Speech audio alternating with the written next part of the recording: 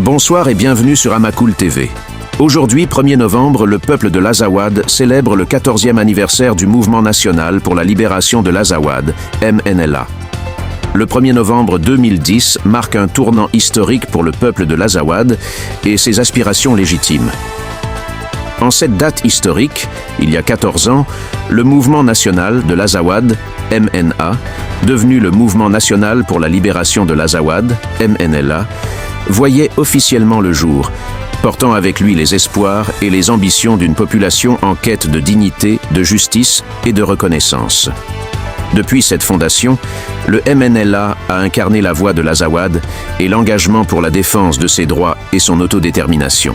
Malgré les défis, les sacrifices et les épreuves qui ont marqué ce chemin, le MNLA a su rester fidèle à ses idéaux de liberté, recherchant un avenir de paix et de stabilité pour les générations futures. Aujourd'hui, en commémorant cet anniversaire, nous saluons la persévérance et la résilience de celles et ceux qui œuvrent, au quotidien, pour un Azawad digne et libre. Amacool TV profite de cette occasion solennelle pour rendre un hommage mérité à tous les combattants de l'Azawad qui, sur le terrain, défient chaque jour des envahisseurs, russes, maliens et autres vendeurs d'illusions venus de loin, profaner la terre de leurs ancêtres. Hommage également à tous les martyrs de l'Azawad qui ont sacrifié leur vie pour permettre à notre peuple persécuté de vivre dignement sur son territoire, comme tous les peuples à travers le monde. Par ailleurs, la situation sécuritaire et socio-économique se dégrade de façon exponentielle dans les régions de l'Azawad, sous occupation malienne.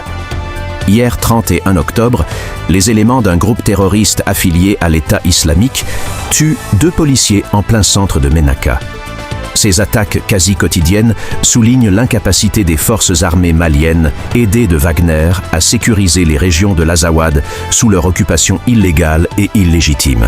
Au Mali, la situation économique est également désastreuse. Faute de liquidités, plusieurs banques ont fermé leurs portes dans la région de Mopti, laissant ainsi la clientèle dans un désarroi total.